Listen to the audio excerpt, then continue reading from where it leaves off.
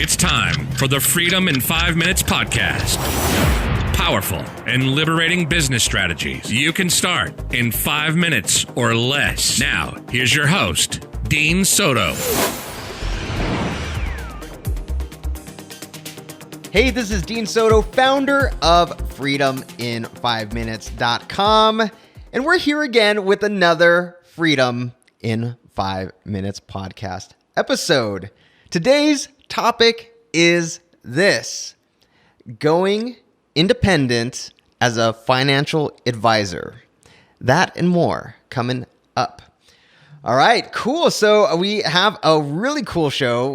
We actually have been talking right before this a lot, and I'm like, oh man, we gotta save this content for the actual show. But I'm here with Aaron Hattenbach. Man, this is gonna be awesome. So Aaron, he is the founder and managing member of Rapport Financial. It's a boutique independent advisory firm with a decade of experience in the wealth management industry, having managed over $500 million in client assets. That's crazy, man. Aaron works with young tech professionals in the early stages of wealth accumulation, as well as high net worth clients with a particular focus on physicians and business owners. So without further ado, man, I'm so glad you are here with us, Aaron. How's it going? Happy to be here. It's going well for a Monday. Well, it's cool. So one of the things that piqued my interest about you, so obviously I have my claws out there trying to find really interesting podcast guests. I've reached out to several, CFPs, certified financial planners, financial advisors, things like people like that. And there's one thing that is very different about you when it comes to financial services in general, and that is right off the bat, you can tell that you have your own way of doing things. You kind of have broken the mold. And we can go into this a little bit, but it seems to me when you're doing any type of financial advising, any securities, anything like that, it's very cookie cutter. People are very much on the defensive because there's so many regulations and so on. And so when I saw you, I was like, oh my gosh, this guy's doing content. This guy's doing he's teaching other people how to run their firms and things like that. I need to have this guy on the show because that is one of the hardest things to do in your industry. So all that being said, I want to get your entire background. You used to work for these big, Merrill Lynch, bigger financial services firms, and now you are your own person, and it was not an easy ride. Give us a little bit of background on your entire story. Yeah, so Dean, I started working right after the financial crisis, graduated from Brandeis in 2009, and really this all came from an experience working at the Attorney General's office on a case against some of the largest financial institutions and lenders that essentially contributed to the major mortgage meltdown that we saw. And I felt a passion and a need to work on the side of the consumer in financial services, not on the side of the sales side, selling to institutions and creating products. I really wanted to help shelter individuals, families, high net worth individuals across the gamut and educate them really. So my passion is financial education. And I felt that I needed to start my own practice in order to emphasize that without limitations. So to backtrack back to 2010, I started with Alliance Bernstein. They're a very large firm, publicly traded. Totally. Worked for a couple of independent firms, one of which is hopefully going to go public, and I can cash out my stock at some point. And then found myself at Merrill Lynch in the advisor training program. Built up a decent practice for myself, but I continued to find the same issues where I wanted to really be a holistic financial planner, cover everything that's beyond investing. Because quite frankly, I think there's this misconception that that building a portfolio is what an advisor gets paid for. I think in order to earn 1% on a portfolio, you have to be doing full financial planning. And that covers retirement planning, tax planning, estate planning, stock options planning, looking at an employer benefits package. So what I did was I saw this trend at the large institutions that were focused primarily on portfolio management and recognized that the future of financial planning and wealth advisory, for that matter, is helping people with everything personal finance related. And if you're not doing that, you're going to lose clients, or you're going to have clients that are going to question what you're charging them. So I created Rapport Financial back in early 2017 with only a few clients and with a vision that I was going to go well beyond the investing in helping my clients, but specifically focusing on young tech professionals that were from age 22, 23 to 35 in the accumulation phase of life, trying to accumulate for a home purchase, to start a family, for a number of goals that, quite frankly, in this economy where the price of goods are going up, wages are staying stagnant, was becoming, I think, less and less of a reality. And so I wanted to show people that through a full financial planning process that I created, that they can attain these goals in a time window that is feasible and not have to be waiting decades to eventually, be a homeowner. So, it's worked out really well. I really love my client base. I pick who I want to work with. And, I cover everything for my clients, even as far as if a client is going off on their own and creating a marketing consulting business, how to negotiate compensation, how to, position themselves with strength. So they're going in there and saying, you know what, I don't need this opportunity. I would like it. But here's what I'm worth. And so there's so much more than just the investments. And that's what I get excited about, is I can actually make an impact on people's lives beyond picking ETFs and funds. Oh, I love that, man. It's definitely something that is different, because I've had a couple of clients in the financial services realm, and it is a very like I said before, it's a very defensive industry. You have your standard cookie cutter, typically focused toward what we talked about prior to the podcast, toward baby boomer type folks. And anytime you wanted to go do anything that was outside of the box, you have to go and get it through compliance. Right. Content, it can be whatever structure you want to do. Just tons of having to go through compliance when you're working with a big business. So I can see how easily that could be frustrating if you're working for a bigger company like that. What were some of the pitfalls or it's not the pitfalls, but like, what is something that you just did not expect once you left the big companies that you feel that pretty much every single financial advisor is going to run into? Yeah, so I think advisors are trained on how to advise, right? Very, very plain and simple. I'm not going to get into the nuances of what a financial advisor does. I think, it's very, very well publicized. But we're not taught how to own and run a business. We're not told how to hire employees, how to select vendors, how to really create a business from scratch. And I think that is the challenge for any entrepreneur, is you might have an area of expertise and a knowledge base, but if you haven't started a business before, you're in for quite the experience. And I know that you know this, Dean. So when I started this business, I had done months of preparation, and in fact, probably about 5 or 6 years of preparation in my head and collecting documentation that I thought would be useful. I created a Dropbox folder that I knew at some point I was going to tap it when I was right. And it really took a conversation with a client of mine who has been working with me since 2010. I'm only 32 years old now. So that's saying a lot that he stuck with me for 10 years. Wow. And hopefully many, many years to come. But he said to me, I'm not moving my account and my relationship to you unless you start your own practice. Wow. And so that gave me the confidence that I don't think I don't think anybody is ready necessarily to start a business. Yeah. But there's no perfect time. You're not going to have everything mapped out. It's not all going to line up like a puzzle. But I think what I've found in running a business for the past 2.5 years, and even going back to day one, is you need to be willing to adapt. You need to be willing to constantly put time and resources into learning. And I quite frankly am constantly looking at my business and poking holes in it and saying, where can I improve the client experience? How can I improve the infrastructure and technology?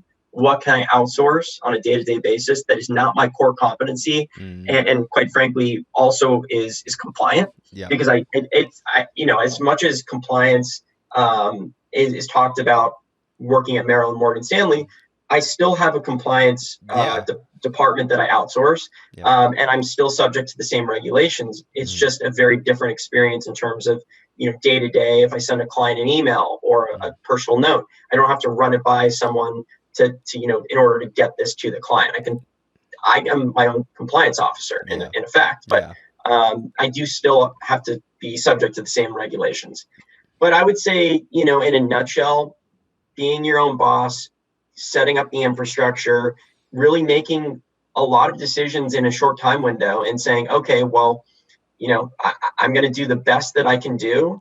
And then the other thing too, Dean, is I kept all of my contracts very short in nature, because I realized that if I made a mistake and selected a vendor that wasn't appropriate for the business I was creating, if I did a month-to-month model where I maybe paid a little bit more instead of an annual contract that I was locked into, at the very least I could get out of that and select a different vendor that made more sense for my business. So there are a number of things that I did, including, I would say, reading a lot of Kitsis articles. I've given back to that blog in recent years, because ultimately I relied almost exclusively on Kitsis's content. And I feel like there's enough content out there that if you're an advisor and you're saying, you know what, I feel stuck. I'm at Merrill Lynch or Morgan Stanley. I'm never leaving this sandbox, or I'm going to move from Merrill to Morgan because I don't want to go independent.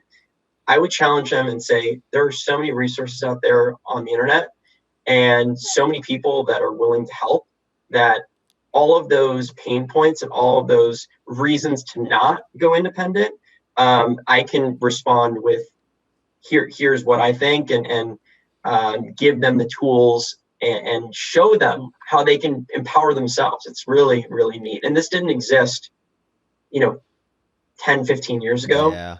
Now there are technology providers. We're talking dozens for every category that are built for the independent advisory channel. I mean, I can build a better tech stack than Merrill Lynch and Morgan Stanley has internally. That is cool. And do so cheaper, and have the ability to say, you know what, if I don't like what they're doing anymore, there are 10 more competitors that I can go to. So, I love that, because it's riding the wave of, or not riding the wave, but actually, the breaking the mold, and then just riding the wave of the fact that things are changing. I mean, you could have just sat there and complained and just been like, well, this is what I do. I was trained as an advisor, and I'm just but you took on the entire business, which involves marketing, which involves bookkeeping, it involves, like you said, it still involves compliance. But how can I do compliance where I'm still flexible in various ways? And how can I with where you're at right now, how could you do what Merrill Lynch does, but do it faster, do it more with a more caring touch with your clients? Because that's one of the things about you, is you actually go after I shouldn't say go after, but you will definitely take on a different type of client than your traditional advisor. Traditional advisors go after boomers, boomers and older, and people that are retiring or nearing retirement, and have accumulated enough in assets to work with, quote unquote, a traditional financial advisor. Yep. What's interesting is, I noticed in my time working at Merrill, working at Hightower, working at Concentric, that a lot of my peers were looking for financial advice. They didn't trust automating all of their finances. So you've got a lot of these robo-advisors, which I think provide a great product, but they're not a comprehensive planning service. Yeah. They're not going to tell you how to max out your employee benefits package. Yeah. They're not going to tell you to fund an HSA when you have a high deductible healthcare plan. They're intended to fill a gap, but they're not necessarily there to cover everything personal finance related. Yeah. So I saw a gap and a need in my field where advisors were not gearing their practices towards young professionals that are high income earners. I call them Henrys, high earners, not rich yet. Yeah. I didn't come up with that term, but that's an awesome term. Yeah. But being here in the Bay Area, incomes are substantially higher than the median income in the country. Yeah. And people here have to face high costs of living. But what I've noticed is with some simple tweaks and putting them through my 5-step process, I can get them from a point where they feel like they're not saving anything to where they're maxing out their retirement accounts. They have monthly ACHs going into their investment accounts. Yeah. And they feel like they're in a position now where they financially have an understanding of what the future looks like and why they work. Yeah. Like, I challenge my clients, why are you working? Like, what is it that you're working for? Is it money? Is it the passion? Is it a combination of the two? But at the end of the day, if we plan ahead and we build a full plan for their finances, which I do for them using incredible technology that, quite frankly, I think is on par, if not better, than some of these larger institutions. Yeah. I think I can provide the same level, if not more, of a comprehensive planning service at a lower cost too. So that's the other thing, is that I think financial planning in general comes with a high ticket cost, right? A high price. Yeah. How can we lower the cost so that people that aren't high income earners but really need my services, I can sit down with them, build them a plan in a couple hours of time. And now they can sit down every year and say, okay, here's our plan of action. Yep. Here are the things I can do to improve the efficiency of my overall financial livelihood. And then at the end of the day, they start making better decisions. Totally. And what better way to keep clients and to grow with them? Because I know in my industry, when people work with me, like, my goal is to make them more money or save them more time. Right. But usually making them more money is the one that people, they're like, oh crap, why would I not keep on going? So, right. That takes a precedent. Yeah. And so, like, for you, you're immediate, even if they're not making a lot right now, every little time they're making more than they would have, they're like, why would I not keep on working with Aaron? Like, I'm just going to continue as they start becoming rich, because they're Henrys, as they start becoming much more, building different, acquiring different assets, becoming their portfolio actually growing, getting better jobs or building bigger businesses or whatever it is. You're the first person they're going to go to, because you've already proven with these small things, as it keeps growing, that you know what you're doing, and you're always building their best interest. Right. And the whole thing is the trusted advisor capacity, where I think I go beyond the traditional financial advisor. And there are many advisors I know that do this follow this same kind of narrative, which is, they get invited to their clients' weddings. They become kind of a pseudo member of the family. But really what it comes down to is, like, I think you can't have 300-400 clients and do this. Yeah. You just can't, because clients are going to move to new cities. They're going to start families. They move to a new city. You've got to make sure that they buy renter's insurance if they're renting, or they buy homeowner's insurance if they're purchasing, helping them getting a mortgage and pre-qualifying. There are so many touch points in my clients' lives where I want them calling me, and I've essentially built this practice, and I've trained them, in essence, to call me anytime they have a major life event. Okay. So if they have a kid, we need to look into life insurance, right? So there are just so many ways I can help the client. And this is my passion, is the educational component. And then, as one of my clients put it recently, the hand holding, like knowing that you're not going into this experience and going on one website and doing some research and questioning the decision you made because you were short on time or you didn't have a second opinion from someone who does this full time. Yeah.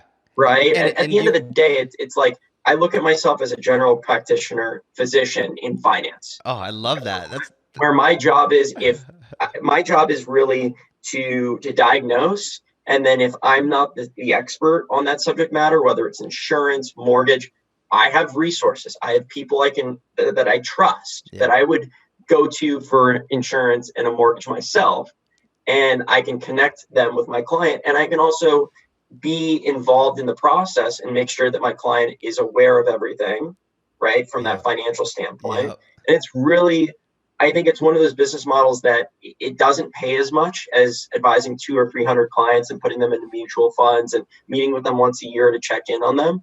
But I do think that this is the future for my generation. They're going to want this hand holding. Yeah. They're going to be willing to pay a premium for it. And I really firmly believe that if you don't migrate your business towards this more white glove level of service, you're going to get caught with your pants down. And I certainly would rather be ahead of the curve, make a little bit less, but know that I'm a fiduciary and that I'm building a sustainable long-term business that I can bring other advisors into and feel good about what we're doing, right? Like, and make a good living eventually. Yeah. Oh, I love it. So with all of this, it kind of leads into the fact that not only are you helping your clients, but you're actually helping other advisors do what you're doing and start, because really this is the way that you're doing this is a new model, a new blueprint. It's totally a new blueprint. And you're spot on with the hand holding. I mean, like my father-in-law doesn't want any hand holding. He's just like, take my money, give me a return and back. For me, I'm like, and everyone that I know that's of my age or younger they're like, I want someone that's a little bit of a mentor and a little bit of some coach. Yeah, a coach where I'm making decisions. They're also saying, you should do this as well, because like it's just because it's I don't for me, I like that hand holding. So how are you training other people? How are you building up these other advisors who are really, they're a different type of client, right? Sure. So advisors come to me at different stages of their careers. I'm finding most of the advisors that want to work with me on an ongoing basis are advisors that have worked in the industry for a decade or two.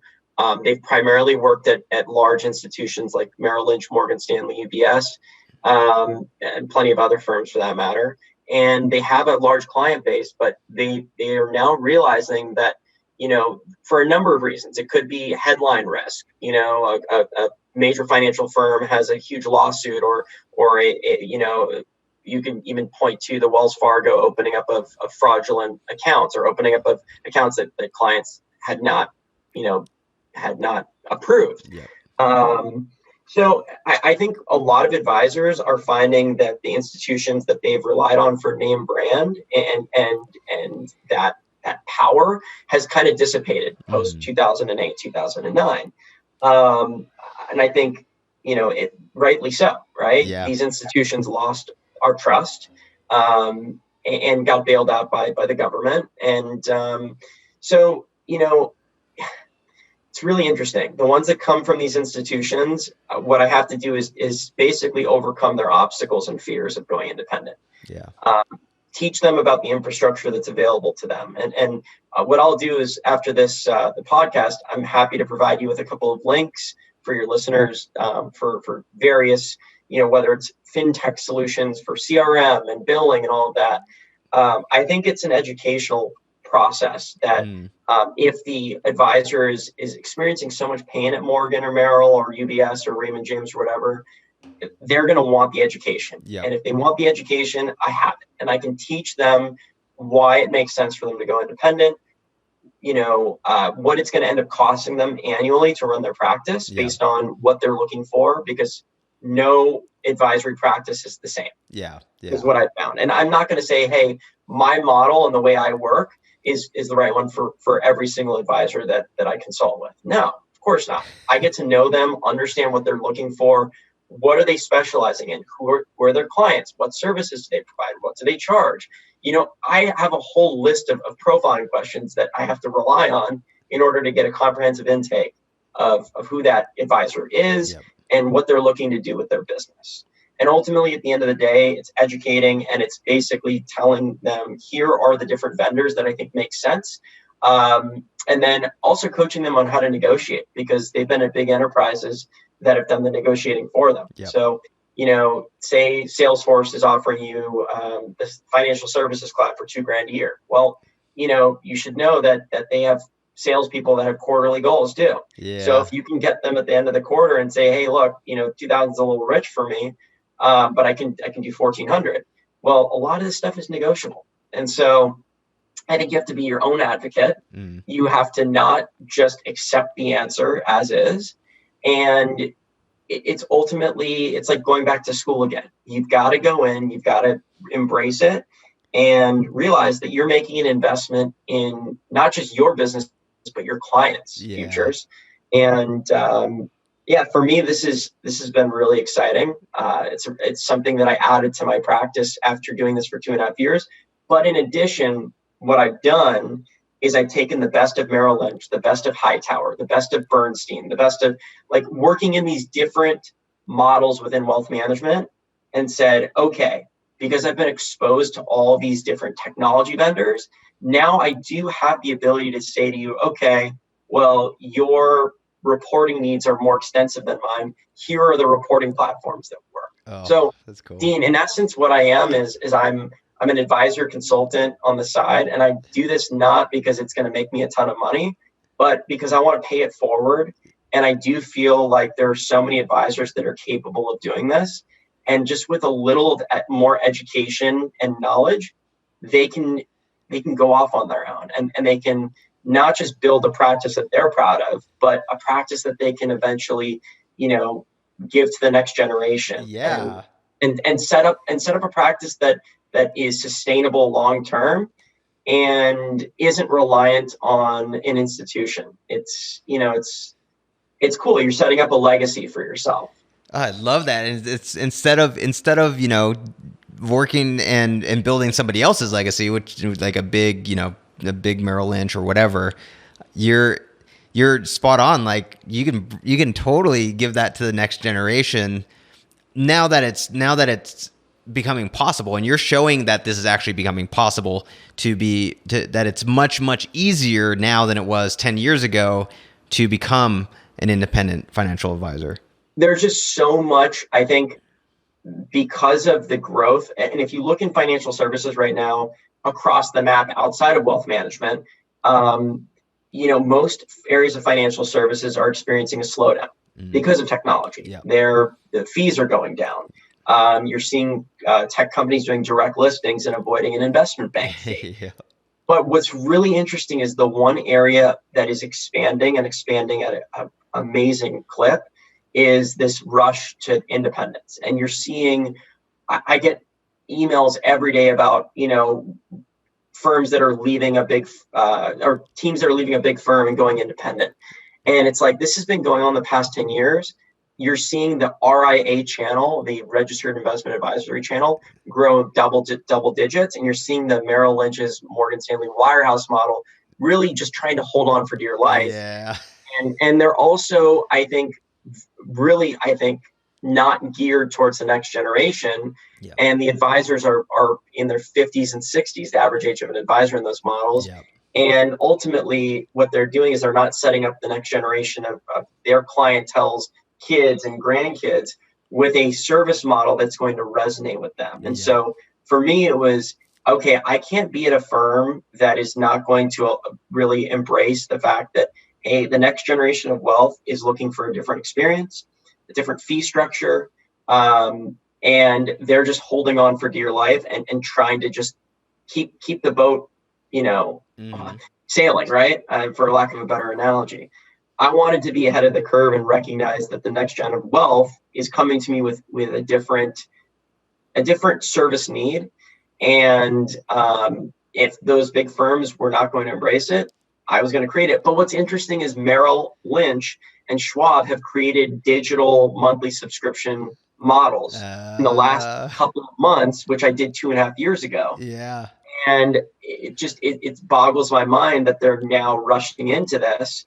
And, who knows how the actual service model works, but it's just like too little too late again. Yeah, exactly. And it would be hard to get a resonating message from one of those big firms to the younger generation. Well, they're not. I mean, I'll give you an example. I use Google Apps for a lot of my client intake. Yep. And it just feels like there's so many cool free-ish freemium tools available to advisors. And because those firms, unfortunately for them, they have to go through their public companies. Their approval process is lengthy. Yep. It all has to be built internally. Yep. They're not able to use the best of technology tools that someone like me or another advisor has available to them. And open architecture model. It's the way I compare it is it's like, Apple and Android, right? So, but in many cases, people love Apple. It's a closed architecture system. Yeah. It's great. It's safe. But there are people that prefer more customization. And, I would say my model makes a lot of sense, and a lot of independent firms models make a lot of sense for people that are not looking for that very simple, I would say archaic way of managing wealth, which is charge a % on AUM and set up a quarterly meeting that's purely based on the portfolio returns. And no, I love that, man. I love it. And it definitely is, even with utilizing those apps and the freemium type apps like that, it's what my generation and younger generation are used to. Right. And you're speaking the language just even in something like that. And so that's, I love it. And it actually kind of corresponds with, so I always ask the 5-minute mindset shift question, like the 5-minute, like strategic business decision that people can make that you, that you made that changed the trajectory of your business. And so your 5-minute one, because you're so thorough and you actually do the questionnaire when I send the podcast guest, you talk about your 5-minute mindset shift question is based actually on questions and asking your client questions, whether it be someone who's you're financially advising or somebody you're trying to help become an independent advisor. Can you talk more about that? Sure. So I don't go into any meetings without an agenda in advance for my existing clients. And then for prospective clients, they book a time with me on my Calendly. Mm-hmm. A tool, Calendly, as you know, a tool for booking appointments. Yep. But I send them this financial planning checklist that I'm happy to offer to your listeners as well. And the checklist is really meant to gear the client for a conversation that is going to expand upon the investments. Mm-hmm. And so this checklist has a series of items that think of it as an intake form when you go and see a doctor. So in this case, you'll have previous 3 years of tax returns, disability benefits coverage, 401k and other retirement accounts, and it goes on and on. So really the point of it being, I want the prospective client to know that this call is going to go beyond just talking about my investment philosophy or what you're looking for in a portfolio. Yeah. That's secondary. Primary to me is the number one question I ask is, what are you looking for in a relationship with a financial advisor? Yeah. Financial advisor, financial planner, investment advisor. There's so many monikers and names for what we do. But at the end of the day, it's not about me, right? Yeah. When I am sitting down or having a Zoom call with a prospective client, I need to know what they're looking for. If I can provide a service that matches what they're looking for, then let's move forward in the process. Let's have you contact a few of my clients and ask about the client experience for reference checking, and then continue through my 5-step process. But if they're looking for something where they're like, hey, I want to be hands off entirely, I don't want to participate in this, I just want my portfolio managed, then I'm not their advisor. And I have to recognize that and see that for what it is. So I start off every call with that question, and I completely shut up. Like I ask them this question, and I hope that before the call, they've reviewed the checklist and the questions, and they've given it some thought as far as what they're looking for. I love that. Right? Because in essence, it's like any other service that you look for out there. You're the consumer, you're empowered. And you have so many different options. Well, why should I work with this service professional? Because I like, trust, and feel that their service model resonates and speaks to me, right? So if they're looking for a comprehensive financial planner that is going to help with budgeting, that's going to help with selecting of health insurance policies within their employer plan, then my firm is going to be the right service provider. But again, if they're looking for just a portfolio manager to babysit their money, don't get me wrong, I can do that. But I get so much more satisfaction out of really building a full financial puzzle for my clients and putting the pieces together. And also, what I found is my clients need to be participants in this process. And if they're unwilling to complete intake forms and complete some of the homework that I ask of them in order for me to give them the best advice, then it's going to be more of a hassle for me if I have to chase them down and remind them to do something that is actually going to benefit them. But at the end of the day, some people, quite frankly, don't want to put in the time. And that's kind of where I go back to the advisor consulting practice. If I see that the advisor wants to go independent, but they're unwilling to put in the time, then it's like, is that going to make for a good consulting client for me? Probably not. I would rather make less money and have an advisor that is a go-getter, that is committed to this, that is saying, I've got both feet out the door.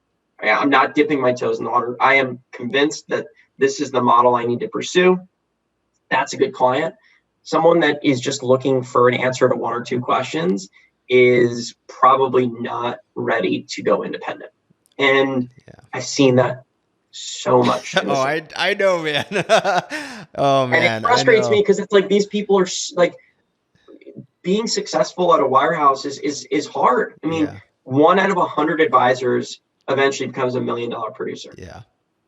So it is not for the faint of heart. And the success percentages at these firms, we're talking in the low single digits. Okay. So the fact of the matter, these are talented people that have the ability to both build trust and they understand capital markets. And clearly they've been able to build rapport with their client base. But the final step of the process is, building a practice that you're proud of, but also that you feel you're giving your clients the best possible service offering. And I just firmly don't believe that cross-selling my clients and making commissions on a variety of products is in my client's best interest. I don't subscribe to that model. And I think probably 80 to 90%, if not more, of advisors don't as well. But to actually build something around that belief, you have to be able to put in the work. Look, what it comes down to is any life transition, whether you're taking a new job, moving to a new city, getting married and starting a family. None of this stuff is easy. Like you can read books and arm yourself with a ton of knowledge, but at the end of the day, do you feel confident enough to be able to know that you can make a mistake or two and it's not going to be Armageddon? And what I realized is when I took my clients and set up my own firm, sure, they had to be very patient. There were documentation issues. There were process issues, but they knew that they were getting somebody that was going to always look out for their best interest, and they were willing to be an early adopter, like buy the first year model of a car, right? It's like the people who are buying Teslas, right? You have to be a believer in the product and be willing to put up with some of the potential mishaps. But the service, the offering is so much better that it makes up for some of the small hiccups along the way. And that's what I would say to most advisors considering independence is you got to be okay with the fact that it's not going to be perfect on day one, certainly not perfect on day 365, that you're going to become a better advisor by owning your own business. I firmly believe that. And for me, it was probably the best decision I made in my life, was finally going off on my own. And I think that there are too many advisors out there that don't buy into the process. And I would suggest the following. Had I not had all those experiences at those other firms, I wouldn't have been equipped with the knowledge. I would have been going in dark. I would have been just as scared and concerned about compliance and operational infrastructure and all the things I don't know that I'm not aware of, right? Like the fear of the unknown. And so what I've said to advisors is, sure, you can read my 26 steps article. You can read a ton of stuff on the internet. But at the end of the day, when you're making a decision about probably the most important asset, your business, it pays to actually work with someone and to not go at this alone. For sure. And so I'm not trying to like be an advocate. You can go to another advisor consultant who does the same thing that I do. It's just a matter of, I don't think this is something that you go out alone. Yeah, no, it's totally. I mean, you don't go to school. You don't try and become an advisor in general without actually being mentored in some way. Yeah. And just any business, I was, gosh, this year, I spent a lot of money on on mentors for my business, for people who guide me into places that I just don't know. Because, if I looked at my time, I'd be spending a lot more in opportunity cost than spending the money that the capital that I'm giving to my advisor mentor. Plus, by doing that, you not only gain all the knowledge, but you have somebody who's going to watch your back, and then at the same time, you are also now part of their network. So if something does come up that you need something, now they're the ones who are who can introduce you to a whole bunch of people. Or if they have, I'm sure if at some point in time you're going to end up mentoring a financial advisor that sets up their own practice that specializes in something that you don't, and you go, oh, well, here's some clients that I think would be better for you. Absolutely. Absolutely. I think it's like the benefit doesn't just end with the consultation, it extends. And I've had a number of advisors reach out that were even at smaller firms that were like, hey, I'm going to rip off the Band-Aid. I'm like, well, you don't have to rip off the Band-Aid. And my suggestion is you don't wait until you leave the firm to start your own firm. Yeah. Now, for compliance purposes, you can't go and register your license and set up your own RIA while you're working for another company. But you can certainly educate yourself on all the infrastructure. Think about the business you want to build a business plan, marketing plan, value proposition, and start really compiling all of your template form documentation. And that will take time. And so what I tell advisors who are like, well, I'm about to leave, I'm going to spend another month there, but I'm committed to leaving. And then I'll get started with you. I say to them, that's going to be too late. Like, I hate to be the bearer of bad news, but when you leave, you want to provide the best possible transition for the clients that are entrusting you with their money. Right? And that are committed to you as a client. That speaks volumes, right? So you better put in the time while you have it, right? Really setting everything up for success, because like I said earlier on the podcast, there are going to be things you're not aware of. There are going to be mistakes that you make that are inevitable to being a business owner. But if you convince yourself that you have to wait until you have a clean break to get started with at least some of the educational process. Yeah.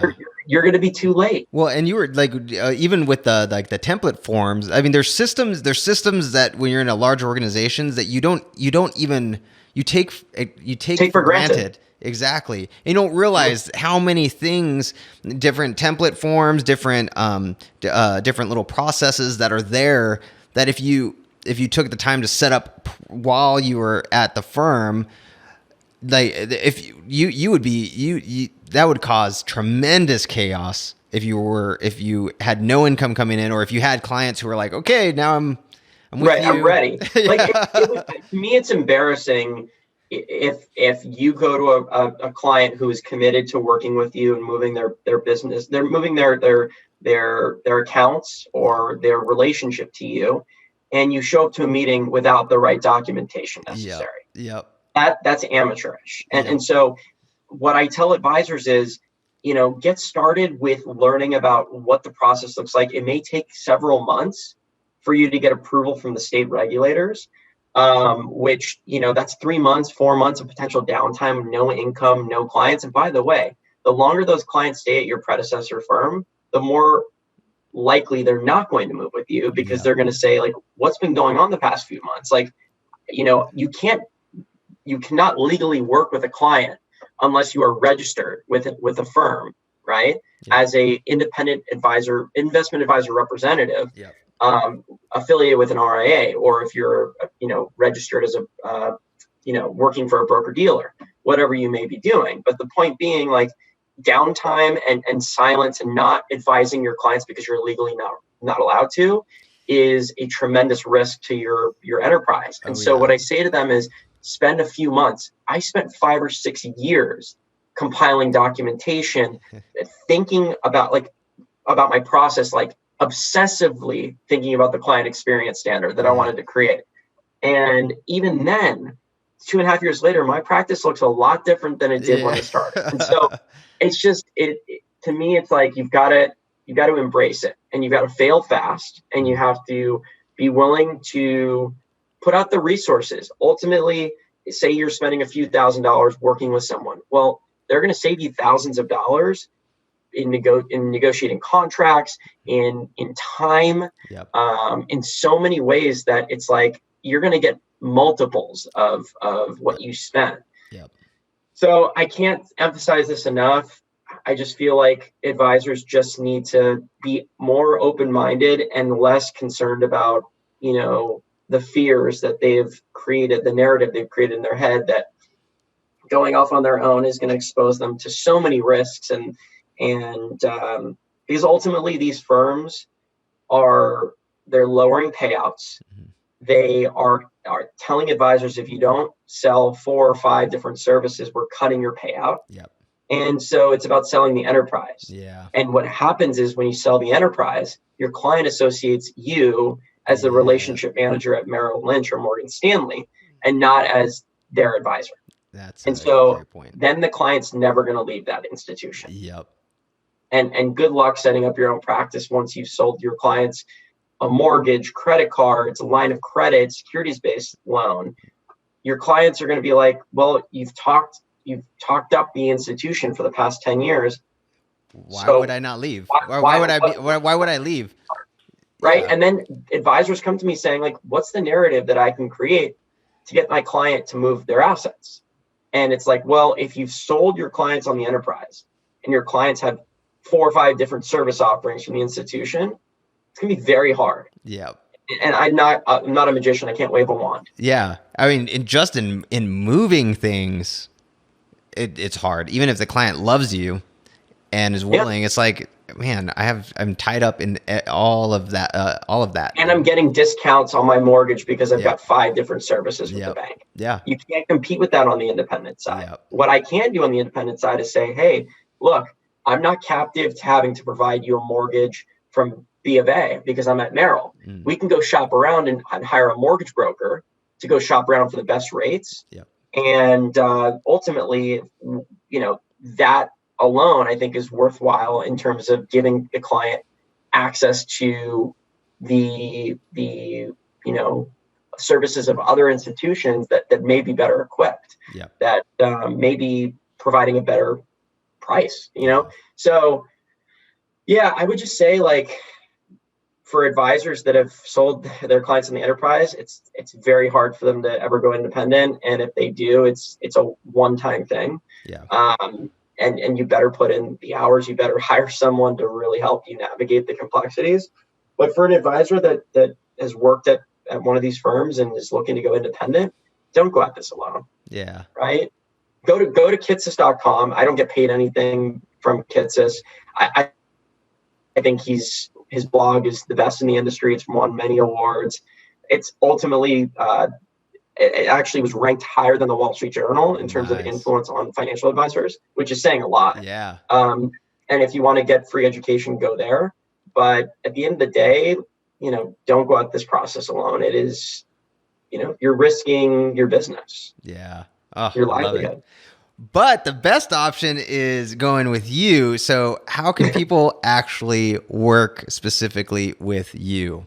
Well, Dean, you're far too kind. I'm learning every day. So, I'm not the best for everyone, but my suggestion is if an advisor is interested in working with me, they go to my website, rapportfinancial.com. There is a button to contact me, and they can actually access my calendar.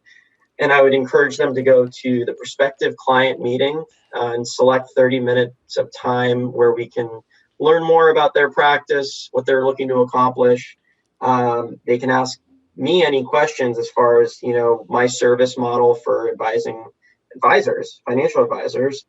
And, I do offer to a limited amount of advisors the ability to retain me for a certain amount of hours. This isn't my core business. It's just something I love to do in helping other advisors accomplish what I was able to do 2.5 years ago. And so if they're looking for help on the tech, marketing, business strategy, compliance, operations, practice management, really it covers the gamut. And they're going to get 10 years of experience running businesses for within multiple advisory models. So, I think they're going to get a good mentor that is going to help them select the right vendors and build a practice they're proud of, all while saving some dough in the process and not hitting their head against the wall trying to figure all this out. It's a lot putting an entire business together. I wrote this in my 26 Steps article, and quite frankly, 26 Steps was probably only half of what it took to create this business. So I wish I hadn't gone at it alone. I would have hired someone with the experience. It would have prevented some money lost, some mistakes, and would have, I think it would have shortened up my ramp up period to getting my clients onboarded and operating. So they can contact me. They can go to my website and schedule 30 minutes of time. They can also go to my homepage, and there's an intake form where they can send me an email. It goes to the info, but that gets forwarded to my email address. But yeah, I would recommend going to my website would be the first step. I love it, man. So go check out if you want to connect with Aaron, and if you want to have that mentorship, or if you just want to, if you even just want to see if Aaron would be right for you with, a 30-minute call, go check out rapportfinancial.com. So rapport as in building rapport, RAPPORT financial.com, and head down to the opt-in form and connect with Aaron. He if you can't tell, he is a wealth of knowledge, and he freely gives out a lot of value and actually cares about the people that he works with. If that you can tell just through what he's been sharing right now. So just go check that out. Once again, it's Rapport Financial, RAPPORT financial.com, and go connect with Aaron. I'll also have that in the show notes as well as in the blog posts and other places where we syndicate the actual publishing of this podcast episode. So, but all that being said, dude, Aaron, thank you so much for being on, man. This has been pretty awesome. Yeah, this is a pleasure. I really enjoyed it. And, I'll have to do some more podcasting, I guess, right? Yeah. Yeah, for sure. That's one thing you're definitely a wealth of knowledge and can bring so much value to everybody in the financial advising, financial services industry. So that'd be awesome. So absolutely. Well, really appreciate it. It was enjoyable, and we'll be in touch. Thanks, yeah, Dean. Yeah, no problem. So go check out Aaron last time at rapportfinancial.com, RAPPORT financial.com. This is Dean Soto with the Freedom in 5 Minutes podcast. This is the end of the episode, but it is not the end of the podcast, because we will see you in the next Freedom in 5 Minutes podcast episode. Thanks for listening to the Freedom in 5 Minutes podcast. Now, head over to www.freedomin5minutes.com and register for our free masterclass and discover how to start systemizing and automating your entire business 5 minutes at a time. We'll see you next time on the Freedom in 5 Minutes podcast.